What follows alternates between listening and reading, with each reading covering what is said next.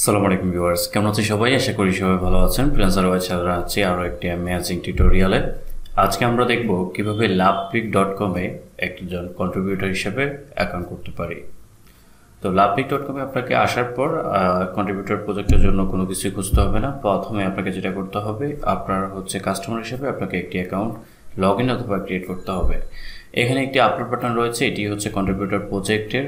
Just এটাতে click করে দিবেন। ক্লিক করে দিলে দেখা যাবে যে বিকাম লাভপিক ডিজাইনার কন্ট্রিবিউটর, ডিটেলসগুলো দেখে নেবেন। এবং কি এখানে বলাই আছে, আপনি যখন ফার্স্ট কপিরাইট ডিজাইন মানে আপনার যে ফার্স্ট ডিজাইনটি রয়েছে সেটি যদি অ্যাপ্রুভ হয় তাহলে $5 আপনি বোনাস পাবেন।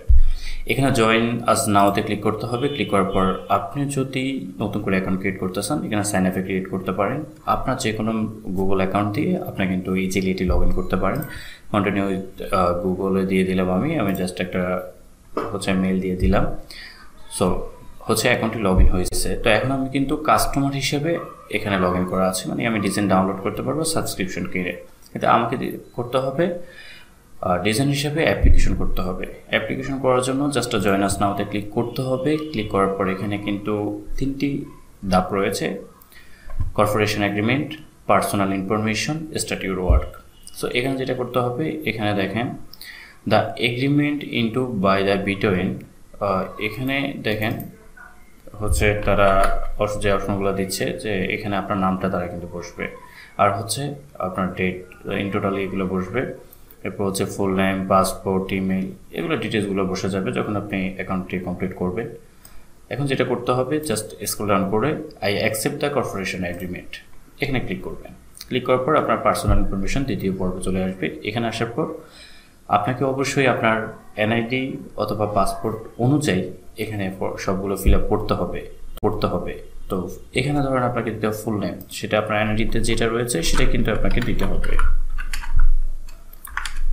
অবশ্যই কিন্তু আপনারা প্রত্যেকটি ইনফরমেশন পাসপোর্ট আর এনআইডি অনুযায়ী দিবেন। এরপর আপনার ন্যাশনাল আইডি কার্ড নাম্বার। আপনার যদি পাসপোর্ট অথবা ন্যাশনাল আইডি কার্ড যেটি থাকে, অবশ্যই ন্যাশনাল আইডি কার্ড স্মার্ট হতে হবে। অথবা আপনারা যদি স্মার্ট নাই থাকে তাহলে আপনারা প্রথমটা দিয়ে ট্রাই করতে পারেন। আগে হতো, এখন কিন্তু অধিকাংশ সাইটগুলোতে নিচ্ছে না, আপনারা ট্রাই করতে পারেন। সো এনআইডি কার্ড দেওয়ার পর আপনার একটি ইউজার নেম দিতে হবে, যে ইউজার নেমটি আপনার পাবলিকলি অথরাইজ মানে দেখবে। আপনার যখন ডিজাইনগুলো থাকবে, ডিজাইনগুলো পাবলিশড হবে, তখন কিন্তু তার নিচে সুন্দর করে শো হবে। সো ধরেন আমি আমার ইউজার নেমটি দিয়ে দিলাম ওয়াহিদ। তো আমার কান্ট্রি বাংলাদেশ অলরেডি অটোমেটিকলি নিয়ে নিয়েছে। এখানে সিটি। সো সিটি আমি অবশ্যই এখানে আপনার যে ডিটেলসগুলোই দিবেন সব কিছুই কিন্তু এনআইডি অনুযায়ী। সিটিটা কিন্তু আপনার বর্তমান যেখানে আছেন সেখানে আপনাকে দিতে হবে। আপনার এনআইডি ডকুমেন্টে যেভাবে আছে সেভাবে। সো এখানে আপনি দিতে পারেন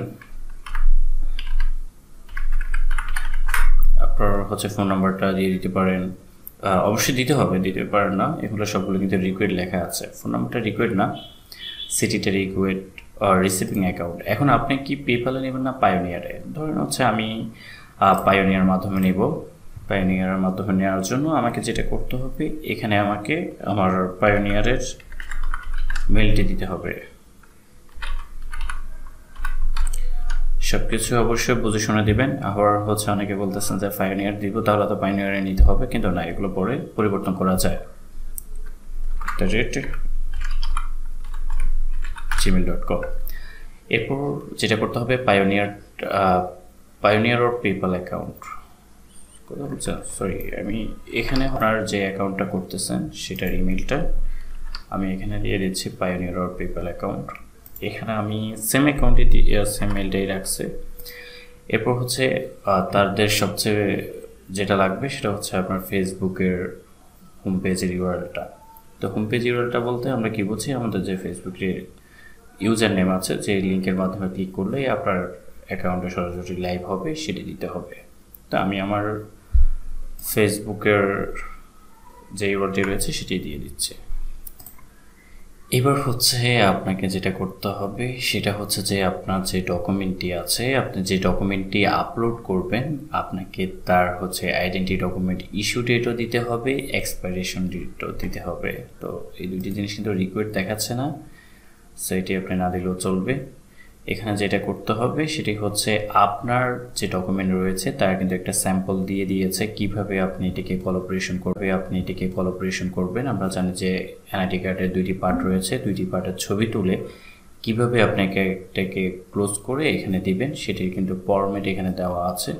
অবশ্যই এভাবে করে জেপিজি করার পর আপনাকে এটি আপলোড করতে হবে। আর এখানে সেটা যেটা করতে হবে, আপনার একটি সিগনেচার করতে হবে। একটি সাদা কাগজে আপনার যে পুরো নামটা এনআইডি কার্ডে রয়েছে ইংরেজিতে সেটিকে লিখতে হবে। লিখে আপনি একটা ছবি তুলতে পারেন, যেমন হচ্ছে এরকম। হ্যাঁ, এরকম তুলে আপনি এই ছবিটাকে আপলোড করতে হবে। তো আমি আমারগুলো আপলোড করে দিচ্ছি। ডকুমেন্টগুলো আপলোড করে দেওয়ার পর জাস্ট এখানে যে নেক্সট বাটনটি রয়েছে সেটির উপর ক্লিক করবেন। ক্লিক করার পর আপনারা চলে যাবেন থার্ড অপশনে। সেখানে বলছে যে congratulation, you are now contributor of Lovepik, start your work now. That's mean হচ্ছে যে আপনি কিন্তু এখন লাভপিকের কন্ট্রিবিউটর হয়ে গেছেন। আপনাকে এখন যেটা করতে হবে জাস্ট স্টার্ট ওয়ার্ক নাওতে ক্লিক করে আপনার কিন্তু সব ইন্টারফেস রেডি রয়েছে। আমরা পূর্বে যেভাবে পিএনজিতে দেখছিলাম ইনস্ট্যান্ট অ্যাপ্রুভ, সেটা এর আগে অনেকগুলো সাইটই আছে কিন্তু যেগুলোতে ইনস্ট্যান্ট অ্যাপ্রুভ হয় না, এগুলো প্রসেসিংয়ে থাকে। এখন হচ্ছে আপনাকে যেটা করতে হবে, আপনাকে ডিজাইন আপলোড করতে হবে। আর এরপর চাইলে আপনার যে মাই ডাটা এগুলো চেঞ্জ করে দিতে পারেন। আপনার কনেক্টর অ্যাকাউন্টটি কমপ্লিট হয়ে গেছে। আপনি যখন অ্যাকাউন্টে ডিজাইন আপলোড করবেন, ডিজাইন আপলোড করলে তার অ্যাকাউন্টটা রিভিউ করবে এবং আপনার ডিজাইনটা অ্যাপ্রুভ করবে। মানে ডিজাইনটাও রিভিউ করবে, রিভিউর সাথে সাথে আপনার অ্যাকাউন্টটা রিভিউ করবে। যদি কোনো সমস্যা না হয় তাহলে দুইটাই ঠিক থাকে, অ্যাকাউন্ট এবং প্লাস হচ্ছে আপনার ডিজাইনটা অ্যাপ্রুভ হবে। আর প্রথম ডিজাইন অ্যাপ্রুভ করলেই কিন্তু আপনি $5 বোনাস পাচ্ছেন। তো পরবর্তী পর্বে আমরা দেখব কিভাবে আমরা লাভপিকে খুব সুন্দরভাবে ফাইল রেডি করতে পারি এবং আপলোড করতে পারি। তো এই ছিল আজকের টিউটোরিয়াল। পরবর্তী ভিডিওর আমন্ত্রণ জানিয়ে এখানে শেষ